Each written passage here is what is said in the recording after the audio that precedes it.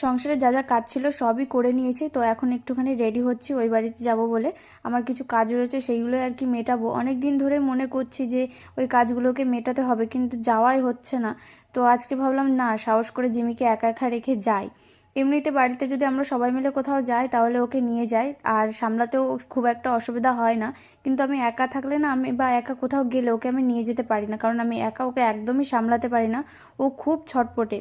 কিন্তু আমরা যদি কখনো ওর সামনে বলে ফেলি যে আমরা এই জায়গাটায় যাব বা ঘুরতে যাব, ও তখন থেকে আমাদের পেছন ধরে বসে থাকে। আমি তো ঘরের মধ্যে এখন দরজা দিয়ে সব কিছু রেডি করছি যাতে ও আমাকে না দেখে, কিন্তু তারপরেও আমাকে দেখে ফেলেছে। চলো সেটা তোমাদেরকে পরে দেখাচ্ছি। আর এদিকে তারপরে আমি সুন্দর করে চুলটা বেঁধে নিলাম, আর ওদিকে আলমারি থেকে কিছু জামাকাপড় বের করেছি, সেইগুলোই আর কি মাপতে দিয়ে আসবো। আর বাপের বাড়ি এই পাড়া ওই পাড়াতে না খুবই সুবিধা হয়েছে। আমি যার কাছে আগে জামাকাপড়, মানে বিয়ের আগে জামাকাপড় মারতাম, এখনও তার কাছেই জামাকাপড় মারতে দিই। আর এক পাড়ার মধ্যে বিয়ে হওয়াতে না আমার মারও খুব সুবিধা হয় আর আমারও খুব সুবিধা হয়। মা মাঝে মধ্যে একটুখানি ভালো মন্দ রান্না করলে আমাকে পাঠিয়ে দেয়, আর অনেক বাটি বাড়িতে জমে গেছে, সেই বাটিগুলোই মাকে একেবারে দিয়ে আসবো। আর এদিকে দেখো কিভাবে দরজায়, মানে ওখানে উকি দিয়ে ও দেখছিল যে আমি ঘরের মধ্যে কি করছি, আর ও বুঝে গেছে যে আমি কোথাও বেরোবো। তার জন্য দেখেছো আমার সাথে কীরকম পিছন ধরে ধরে ঘুরে বেড়াচ্ছে। মানে ও ভাবছে যে ওকে